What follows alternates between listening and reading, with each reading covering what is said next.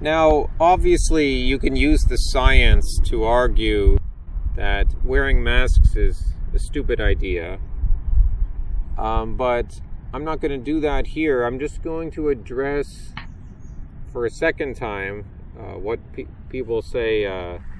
They say wearing the mask in public, in stores and on transit and stuff, is the same as no shoes, no shirt, no service, which has been around for some decades.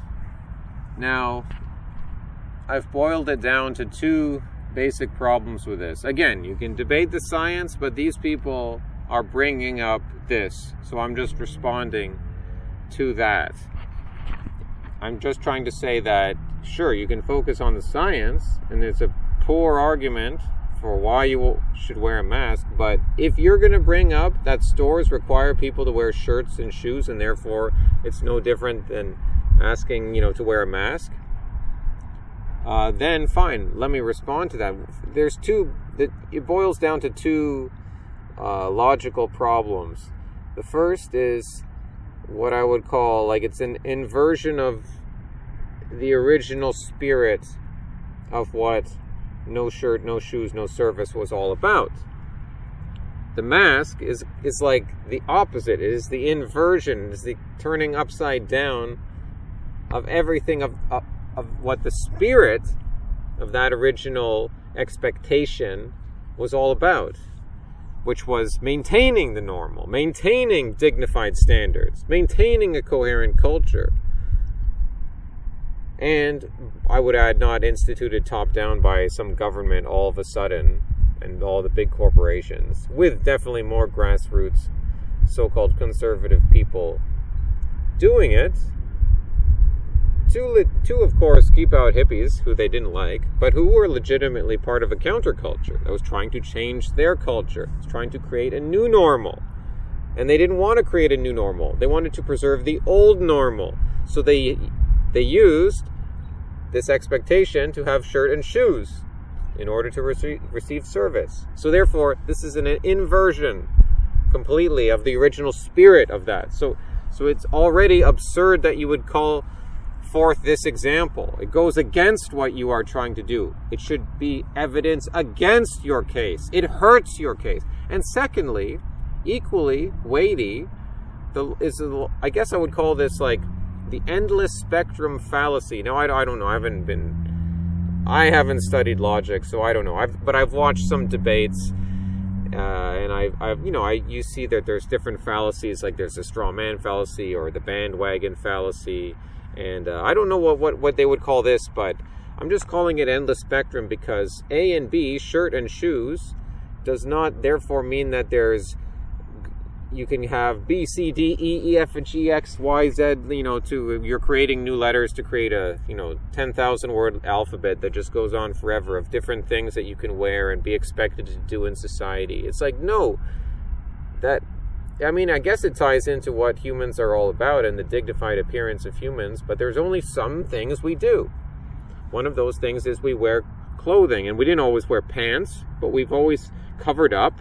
Because unless you're a savage, because a lot of the savage civilizations in the Amazon jungle and other, third world places in the world, remote places, a lot of these people are semi-naked, and that's not part of civilization for us. It's certainly not part of Western tradition.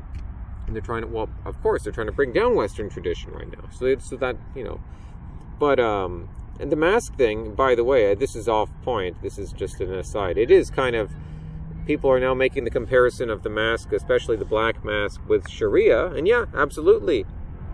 We could never emulate Muslim culture that well because we don't actually follow the Quran here. But it's the globalists recognize the value in a form of Sharia law. Yeah, sure. Of course they could. But so basically, yeah, the endless spectrum does not, for instance, just having a human has two legs and two arms and one head, you wouldn't say, oh well, you can also have a tail, or you can have this and that. But that's the thing. People are trying to break down the boundaries of what it means to be human these days. So there would be some people who'd say, oh yeah, why not? I can be a reptile human, and I can have deform my tongue to make it look like a lizard, and deform your body, do all these things to your body. So one does not follow from the other. If they justify the mask thing as, oh, it's for science, but if they had programmed you with, primed you with Hollywood movies going back 20 years to wear a pink shower cap to keep out fungi, the Fungalopoulos Oopsacocsa fungi that came from Bangladesh, and it nestles in the base of your hair, so you got to wear these pinkish looking shower caps whenever don't ask me why it doesn't go into your lungs, but it's a threat for your hair, and people have died about it, and we've seen stories on the TV. The people on TV told you, and the big experts who write in the newspapers which you buy, the big corporate buildings that house these newspapers, and they know the truth. So you would say it's absurd. Oh, I would never do that. That's absurd. But they would go along with the narrative if the narrative was saying that, and they had been given proper time to acclimatize and to accustom to this, to believing such a thing. But no, people who recognize the logical fallacy that there's not just this endless list of things we can expect to do. We're not just going to put on our underwear on our head or something stupid like that, or unzip our fly. Let's say you had to unzip your fly now when you're walking in to different places so that they can scan your genital region. But don't worry, it's just a robot. He's checking for moisture to see if the fungi could be a threat to the climate in this establishment, and be a good citizen. And many people would go along with this. They would just unzip their fly a little bit. It would be something gross and like something that you should never do in public. And it's humiliating you, and they're telling you that you're doing a good thing. And so, I mean, if I'm just telling you this out of the blue like this, you would all say, yeah, that's absurd. Why would we do that? But you see, I'm bringing this up because essentially the logical process is not much different from your own logical process when you're saying, oh, we can wear a mask. That's no different than no shirt, no shoes, no service. Oh, it's the same kind of logical progression. It's like, how does one follow from the others? It's just so you're basically saying that stores can ask anything of their customers, right? Because what's your framework? You have no spirit or framework. You're just like loosely grasping and building on.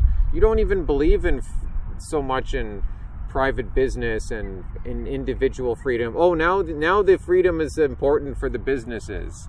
Yeah, like that's what you really care about. But again, I'm getting a little off topic. So those are the main two logical fallacies with this stupid story that people say about, oh, it's no different, and along with that they say, if you don't like it, shop elsewhere, which I've shown is ridiculous, because if all the stores are instituting this, then yeah, some free market we live in. Well, of course we don't live in a free market. Government and corporations work hand in hand, and they can clamp down on all your options. So that falls apart. Hasta luego, amigos.